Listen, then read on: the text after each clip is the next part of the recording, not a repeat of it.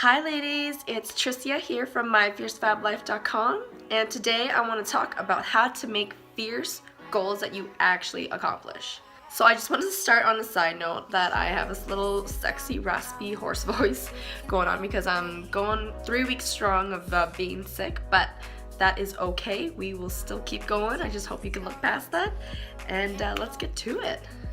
So we're getting close to 2017 here, where we're ready to make some new goals and ready to kick ass in the next year. But I know a lot of us still have some New Year's resolutions or goals from 2016 that have still not been crossed off the list. And it's like, WTF, how am I supposed to make new goals when I can't even accomplish my old ones? That's what I want to talk to you about today. We're going to talk about the key to making fierce goals that you can actually accomplish, cross off your list, and help you get towards that fierce fab life that you always dreamed of. So what's the key? It's to think big and think small. I know, stick with me here for a second, okay? We all know that goals are crucial in helping us live the life that we want, but we're either afraid or frustrated with them. We're afraid to make them because we don't want to make them and fail. Or we're frustrated because we've made them before, but we don't believe that they're possible for us. So I find there are two common approaches when it comes to goal setting. The first is you don't set them at all. Period. There's no goal to set. There's no room for failure.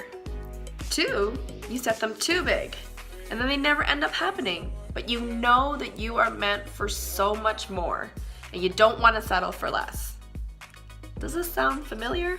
I have fallen in and out between the both of these my whole life, and I'm sure you can relate to that.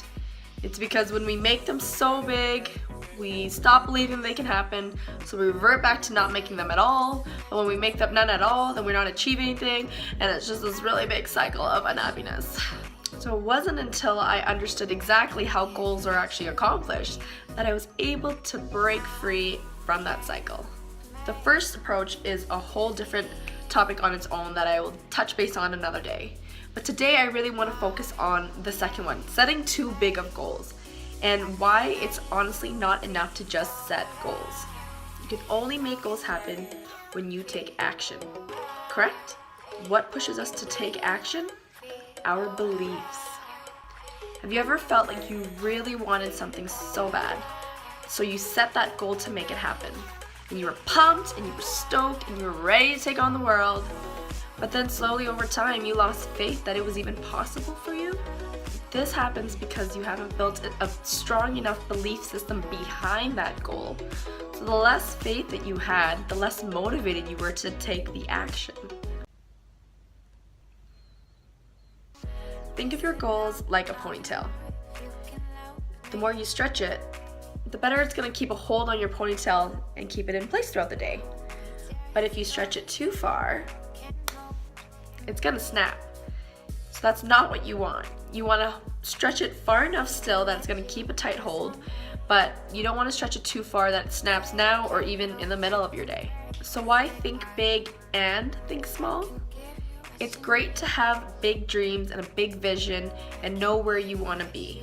But that big goal needs to be kept in the back of your mind and not thought about so intently every day.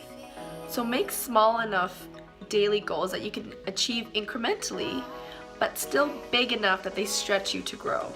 It's these little actions that you make that are going to strengthen your belief system. Something that I learned the other week that makes so much sense is that every time you accomplish something, you're releasing a hormone called dopamine. And dopamine is in charge of your brain's success and pleasure center, which is the feel-good hormone. So the more you feel good about accomplishing goals, the more you're going to believe that they're possible. And the more that you believe that it's possible, you're just going to take the appropriate actions to make them happen. And they will happen so much easier that way. You don't need to force yourself to make a goal happen. It just happens naturally because you believe it. And voila! How easy is that? Wouldn't you rather make your goals easier for you anyways? So what can you do right now? Start with the big goal and then work backwards. What do you need to do to get you towards that goal? And set yourself little goals every day to accomplish.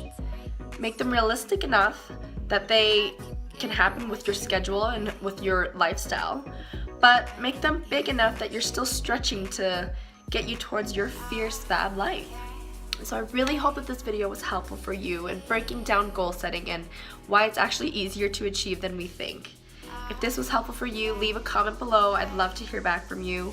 I'm posting new content every week, so stay tuned.